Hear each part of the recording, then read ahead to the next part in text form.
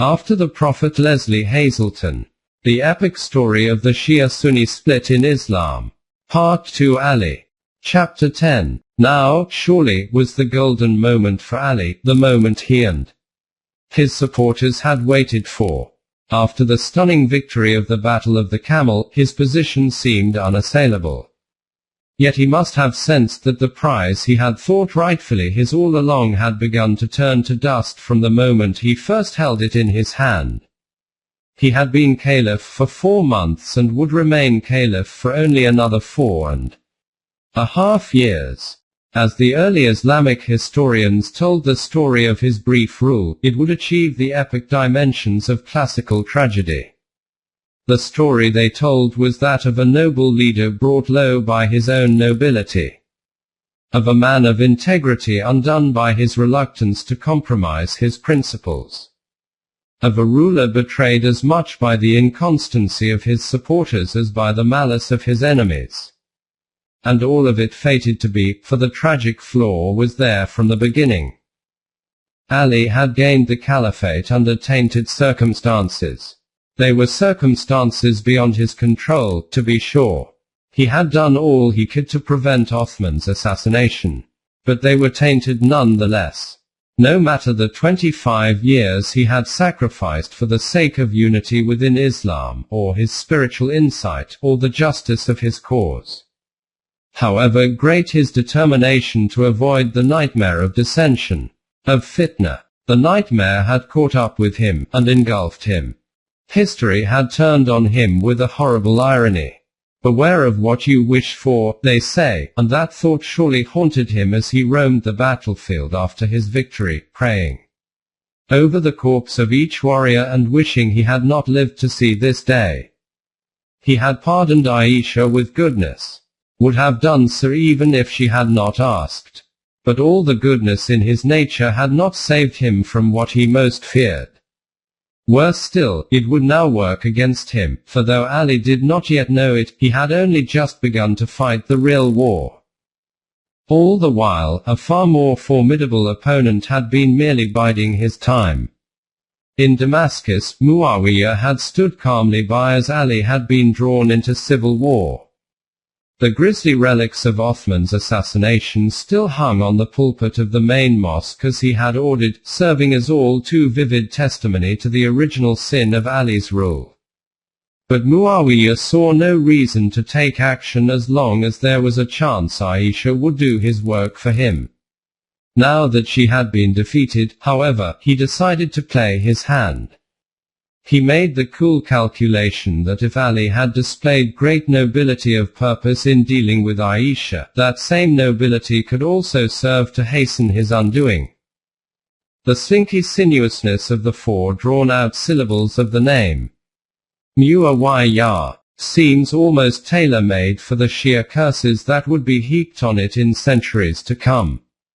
Yet though he would become the sheer epitome of evil, Muawiyah may well have been the one man with the political skill and power to keep Islam from falling apart after Ali's death.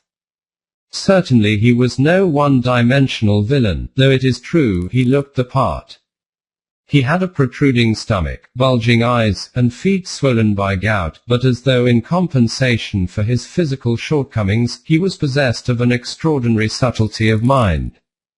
If he lacked Ali's virtues, he had instead the inordinate advantage of strategic skill and political adroitness. He ran Syria smoothly. There is nothing I like better than a bubbling spring in an easy land, he was fond of saying. But it took a certain brilliance to make it look so effortless. By his own account, Muawiyah was a man blessed with patience and deliberateness. An expert dissimulator, that is, with a positively Byzantine sense of politics that allowed him to turn things to his advantage without seeming to do so. "How far does your cunning reach?" he once asked his top general. The proud reply, "I have never been trapped in any situation from which I did not know how to extricate myself," set up the perfect trump card for Muawiyah, who countered, "I have never been trapped in any situation from which I needed to extricate myself." 8 centuries before Niccolò Machiavelli wrote The Prince, Muawiyah was the supreme expert in the attainment and maintenance of power. A clear-eyed pragmatist who delighted in the art and science of manipulation, whether by bribery, flattery, intelligence, or exquisitely calculated deception. His father, Abu Sufyan, had been the wealthiest and most powerful of Mecca's traders and had owned valuable estates and mansions in the rich trading hub of Damascus long before Muhammad had his first Quranic revelation. And though Abu Sufyan had led the Meccan opposition to Muhammad, his son's family ties extended even to the Prophet himself. After the Fatah, the opening of Mecca to Islam, Muhammad had brought Muawiyah close in a demonstration of unity. His 8th wife after Khadija's death had been Habiba, Muawiyah's sister, and he had appointed her brother to the coveted position of one of his scribes, so that Muawiyah could tell of being among those present in Aisha's chamber in the days that Muhammad lay dying. If no others remembered him being there, it was certainly not in their interest to say so. He had originally been appointed governor of Syria by the second Caliph Omar, and was then reconfirmed by Othman, not the least because he was Umayyad kin. A second cousin, in fact. But he was also extraordinarily capable. By the time Ali was acclaimed caliph, Muawiyah had ruled Syria for close to 20 years, and the whole province. Nearly all the land now known as Turkey, Lebanon, Syria, Jordan, Israel, and Palestine had become his own personal fiefdom, a powerhouse in its own right. Until now, any role he had played in determining the caliphate had been behind the scenes. Certainly there had been rumors about his involvement in Othman's assassination. Had that secret letter that so incensed the rebels been planted by Marwan on Muawiyah's orders? Had Muawiyah deliberately withheld the reinforcements requested by the besieged caliph? Whether there was any truth to such rumors would always remain unclear, and that was the way Muawiyah liked it. If they were to be proved true, they would assign power to him. If proved untrue, they would underline his integrity and loyalty to his cousin. So why acknowledge or deny? Either way, rumor played to his advantage. If people wanted to see him in the role of puppet master, staying behind the scenes and pulling the strings, so be it. It established him as a man it was always unwise to ignore.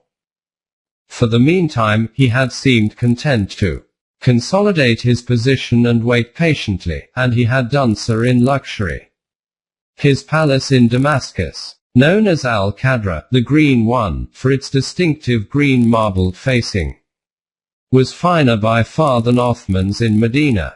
Yet there was none of the resentment against him that Othman had seemed to inspire, perhaps because Muawiyah was known for his generosity as much as for his ruthlessness. In fact, he prided himself on being exactly as generous and precisely as ruthless as he needed to be. "If there be but one hair binding someone to me, I do not let it break," he once said. "If he pulls, I loosen. If he loosens, I pull. As for any sign of dissent, I do not apply my sword where my whip is enough, nor my whip where my tongue is enough." His displeasure, when it was roused, was not a dictatorial wrath, but something far more subtle and, because of that, far more chilling. As one of his senior generals put it, whenever I saw him lean back, cross his legs, blink, and command someone, "Speak," I had pity on that man. Yet Muawiyah accepted with equanimity the one thing that might have displeased him most, and that was his nickname, "Son of the Liver Eater." He certainly recognized the taunt in it, for it was an insult for any man to be known by his mother's name instead of his father's, as though he had been born out of wedlock. But he purposely let it ride. "I do not come between people and their tongues," he said, "so long as they do not come between us and our rule." After all, why ban the nickname? The famed image of Hind cramming Hamza's liver into her mouth worked to his advantage. Any son of such a mother could inspire not just fear but respect, and Muawiyah commanded both. Except from Ali. From the moment he had been acclaimed caliph, Ali was intent on a clear and radical break with Othman's regime. To that end, he'd ordered Othman's provincial governors to return to Medina, and they all had, with the sole exception of Muawiyah. The only response from Damascus had been an echoing silence. Muawiyah had no intention of being deposed by Ali. In fact, quite the reverse. Ali's aides warned that Muawiyah would not fall into line unless he was reaffirmed as governor. Rather than threaten him, they said Ali should play politics. Leave Muawiyah in place and sweet-talk him with promises, they urged, and they would take matters from there. If you persuade him to give you allegiance, I will undertake to topple him, one of his top generals had promised. I swear I will take him to the desert after a watering, and leave him staring at the backside of things whose front side he has no idea of. Then you will incur neither loss nor guilt. Ali would have none of it. I have no doubt that what you advise is best for this life, he retorted. But I will have nothing to do with such underhanded schemes, neither yours nor Muawiyah's. I do not compromise my faith by cheating, nor do I give contemptible men any say in my command. I will never confirm Muawiyah as governor of Syria, not even for 2 days. Yet by the time the Battle of the Camel was won, 4 months had passed. Muawiyah was still governor of Syria, and he still had not pledged allegiance. By the time he finally replied to Ali's demands for obedience, he was openly hostile. Ali, be firm and steady as a fortress, he wrote, or you will find a devouring war from me, setting wood and land ablaze. Othman's murder was a hideous act, turning the hair white, and none can settle it but I. Ali's response, as Muawiyah had intended, was fury. By God, if Muawiyah does not pledge allegiance, I will give him nothing but the sword. He swore even as his aides counseled caution. You are a courageous man, said one, but you are not a warmonger. Do you want me to be like a hyena cornered in his lair, terrified at the sound of every loose pebble? Ali retorted, how then can I rule? This is no situation for me to be in. By God, I tell you, nothing but the sword. Yet his aide had read him well. Ali was the best kind of warrior, one who hated war. Especially civil war. He had fought the Battle of the Camel, proving his determination no matter how high the cost, but he had not chosen that battle and had done all he could to avoid it. And now, despite his anger, he would do all he could to avoid further bloodshed, trusting that Muawiyah shared his horror of civil war. In time some would say that this was naive on Ali's part, even foolish. Others would say that he was misled by his own sense of honor, and that his hesitation in taking military action against Muawiyah was that of an upright man confronted with a man who was anything but. But then hindsight is always wise. All that can be said for certain is that in the standoff between Ali and Muawiyah, right may have been on one side, but political adroitness was on the other. Only faith could imagine that the former would prevail. Hoping to pressure Muawiyah into obedience, Ali led his battle-tested army north out of Basra to Kufa, 150 miles closer to Damascus, and prepared for a long stay. The message was clear. If Muawiyah wanted a confrontation, the whole of Iraq would be against him. The former garrison town of Kufa was now a thriving city on the banks of the Euphrates, with villas built by Othman's administrators lining the river. But Ali refused to take up residence in the former governor's mansion.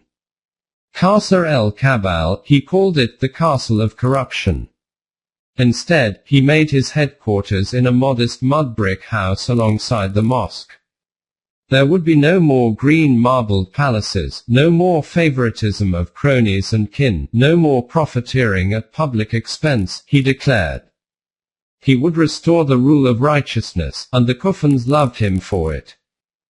With the caliph in residence, Kufa became the effective capital of the Muslim empire. Its inhabitants were no longer provincial rabble and boorish Bedouin. They were at the heart of Islam, and Ali was their champion. The burgeoning city had drawn in freed slaves, peasants, traders, and artisans, attracted to Kufa as people still are today to rapidly expanding cities. By the prospect of opportunity, real or illusory. Persians and Afghans as well as Iraqis and Kurds, most of them were converts to Islam, but until now they had been considered second-class Muslims. Under Ali, they were welcomed as equals. The Arabism of Omar and the Umayyadism of Othman were things of the past. Ali, the closest of all men to the Prophet, would lead a return to the ideal of a more perfect union of all believers. Ali never intended the move to Kufa to be a permanent one. His plan was to return to Medina as soon as he had settled the issue with Muawiyah and Syria, but he never would return. From the moment he made the decision in favor of Kufa, Muslim power began to leave Arabia behind, and this was entirely Muawiyah's doing. By refusing to recognize Ali as caliph, he had forced the issue. It was his defiance that had brought Ali to Kufa, and that would lead to Iraq's becoming the cradle of Shia Islam. Yet it was perhaps inevitable that sooner or later the center of Islamic power would move out of Arabia, and nowhere more naturally than to Iraq. The fertile lowlands between the Tigris and the Euphrates, together with the rich grazing of the Jazira steppes to the north, had traditionally been the true heartland of the Middle East. The great cities of ancient renown. The Sumerian city of Ur, 100 miles downriver from Kufa. The Assyrian capital of Nineveh, near Mosul in the north. Babylon, some 40 miles north of Kufa. The Persian jewel of Ctesiphon, close to modern Baghdad. All had been in Iraq. Now this land was again the geographical and agricultural center of a vast region, its control pivotal, as both Ali and Muawiyah were highly aware, to control of the whole empire. To the Umayyad aristocrats of Mecca, however, there could be no worse fate. The power they had wielded under Othman would be utterly lost, while these Iraqi newcomers to Islam would be empowered. For the center of Islam to move from where it belonged, in Arabia. It was an insult, a clear reward to the provincial riffraff that so ardently supported Ali. Were Mecca and Medina to be sidelined? To become mere places of pilgrimage, hundreds of miles from the center of power? Were they to be relegated to the status of onlookers in the faith to which they had given birth? The Meccans' concerns were well founded. The descendants were to be the Islamic rulers of the future, but they would never live in Arabia. As the centuries passed, Muslim power would center in Iraq, in Syria, in Persia, in Egypt, in India, in Spain, in Turkey, anywhere but Arabia, which became increasingly cut off, saved from reverting back to its pre-Islamic isolation only by the pull of the annual Hajj pilgrimage. Arabia would not exert political power again for more than 1,000 years. Until the fundamentalist Wahhabi sect emerged from the Central Highlands in the 18th century to carry out violent raids against Shia shrines in Iraq and even against the holy places of Mecca and Medina. In alliance with the Saud family, the Wahhabi influence would spread worldwide in the 20th century and into the 21st. Financed by oil wealth, Arabia, now Saudi Arabia, would regain the preeminence it had once held in Islam, aided and abetted by the Western thirst for oil, even as it nurtured the Sunni extremists who would turn so violently against the West. Only one thing remained for Muawiyah to put into place, and that was a popular outcry for war against Ali. His position would be far stronger if he could manipulate not just assent to war, but a demand for it. He had kept the pot simmering with the display of Othman's shirt and Naila's severed fingers on the pulpit in Damascus, but now he needed to bring it to a boil. In a move worthy of the most skillful modern spin meisters, he would steal Ali's sense of honor and adapt it to fit himself instead. He set about a carefully staged campaign to present himself as loath to take action. He would have to be forced into it by the outraged conscience of the people. If he declared war on Ali, he would then merely be obeying their will, the humble servant of his people and the demand for justice. The first line of attack in this campaign was poetry. This is certainly a strange idea in the modern West, where poets are so easily ignored, but in the 7th century Middle East, poets were stars. Especially satirical poets, whose work was endlessly quoted and chanted. It was written not to be read but to be memorized and repeated, to make the rounds not of literary salons but of the streets and the alleys, the marketplace and the mosque. The more cutting the verses and the sharper the barbs, the more popular and irresistibly repeatable they were, and the more renowned their creators. They were taken with sometimes deadly seriousness. When one popular poet opposed Muhammad's ascent to the leadership of Medina, "Men of Medina, will you be cuckolds allowing this stranger to take over your nest?" She taunted. She had received a sword through her heart in the dead of night for her pains. Word spread as quickly as her poems had, and other Medinan wordsmiths who had been critical of Muhammad quickly began turning out verses in his praise. In the 21st century, Westerners shocked at the scope of Muslim reaction to Danish cartoons of Muhammad seem to conclude that there is no tradition of satire in Islam. On the contrary, there is a strongly defined tradition, and one clearly linked to warfare. In the 7th century, satire was a potent weapon, and it is still seen that way. Salman Rushdie's novel The Satanic Verses created such a stir in the Islamic world because it was an extraordinarily well-informed satire.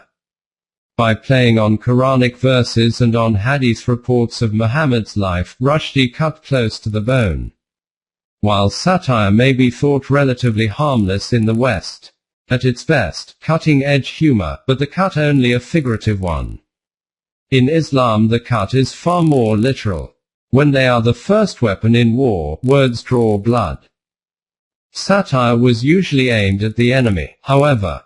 It took a mind as subtle as Muawiyah's to see the potential in poems that seemingly insulted him, calling his virility into question and accusing him of weakness if he held back from open war with Ali.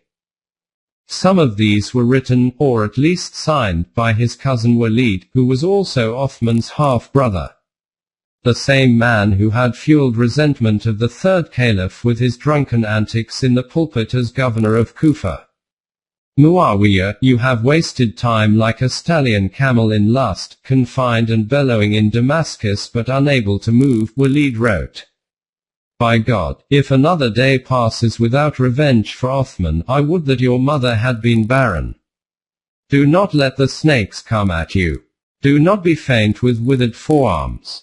Present Ali with a war to turn his hair grey. Others urged Muawiyah to rise high in the stirrup and grasp the forelocks of opportunity. But the most popular of all the verses making the rounds in Damascus was the one that clearly laid out the opposing sides. I see Syria loathing the reign of Iraq, it went, and the people of Iraq loathing Syria. Each one hates his partner. They say Ali is our leader, but we say we are pleased with the son of Hind. Such poems could not possibly have circulated without Muawiyah's knowledge and approval. They were an essential part of his campaign to rouse the will of the people to war. A will that was eminently amenable to skillful manipulation.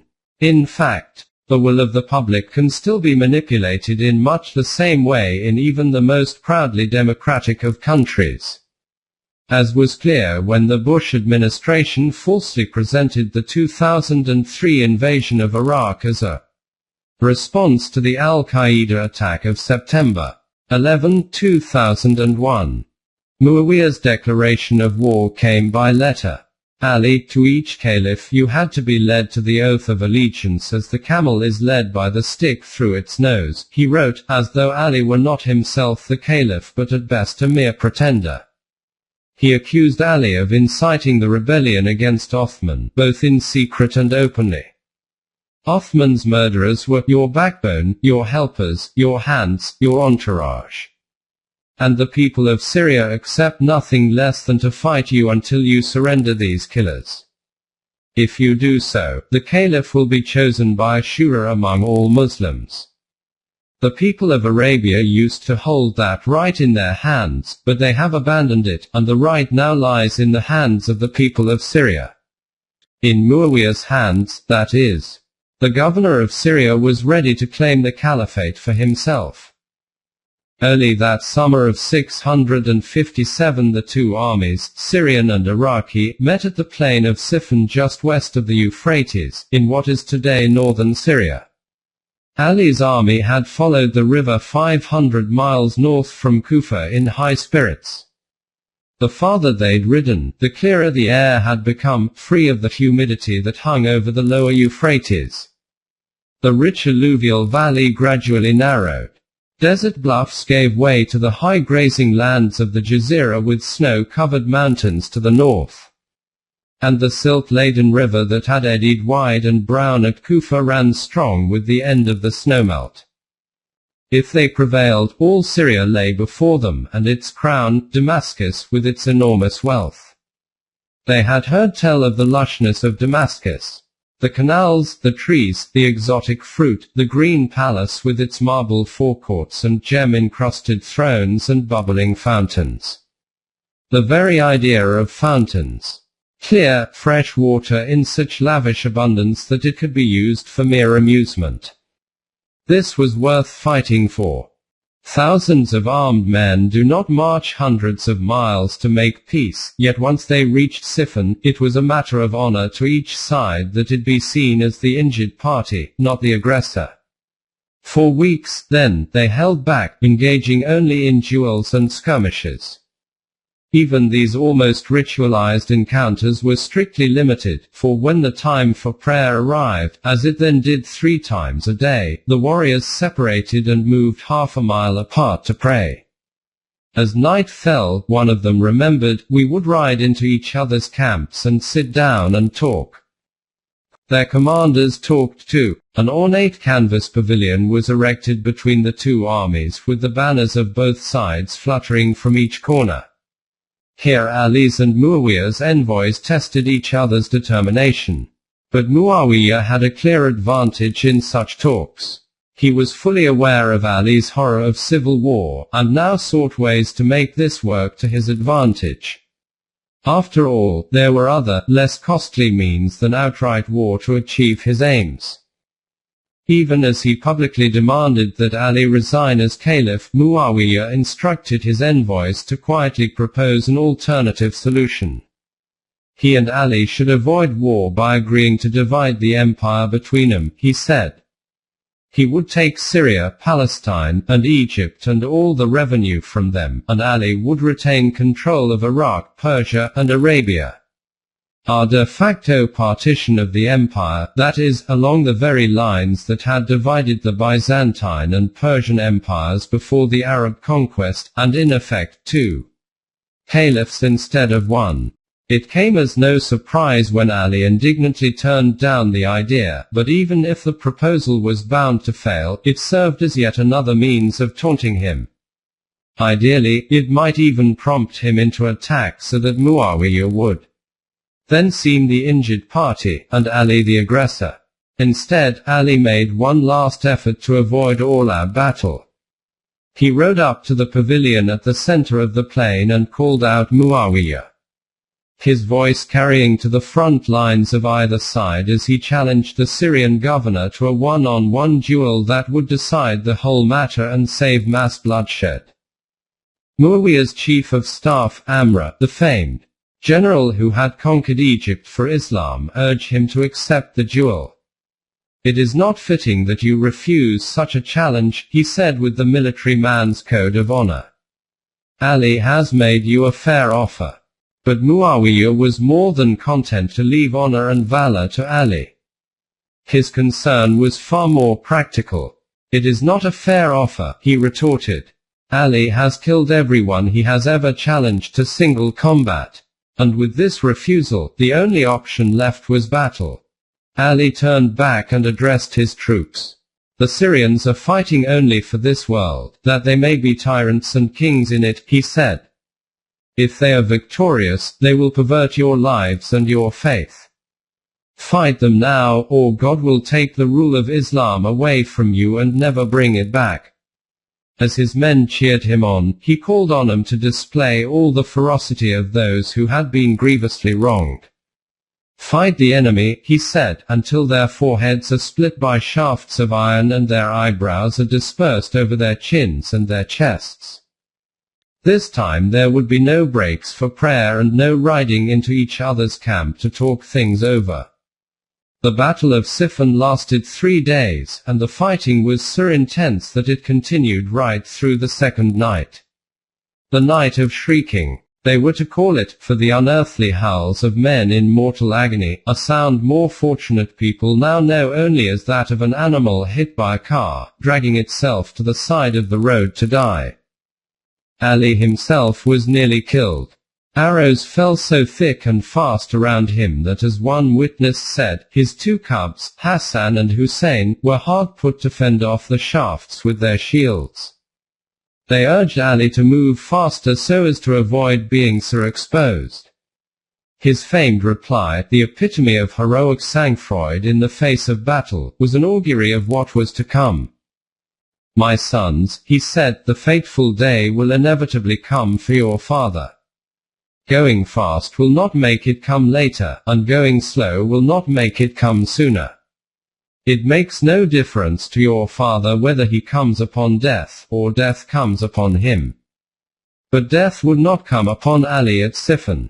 As the sun rose on the Friday morning, the field was all but won. The Syrian line was not holding, and the Iraqis were slowly but inexorably advancing, despite their losses. It was only a matter of time. Another few hours at most. Until Ali's forces could claim a definitive victory, or so it seemed. Amr persuaded Muawiyah that what could not be won by might could nonetheless be won by guile. Unburdened as Muawiyah was by any aspiration to spiritual leadership, he should feel free to make whatever he saw as the best use of faith. So the command was given. Not to retreat, and certainly not to surrender, but to bring several parchment copies of the Quran. These were distributed among Muawiyah's top cavalry, with orders for each horseman to spear a single parchment sheet on the tip of his lance and then ride into the enemy lines.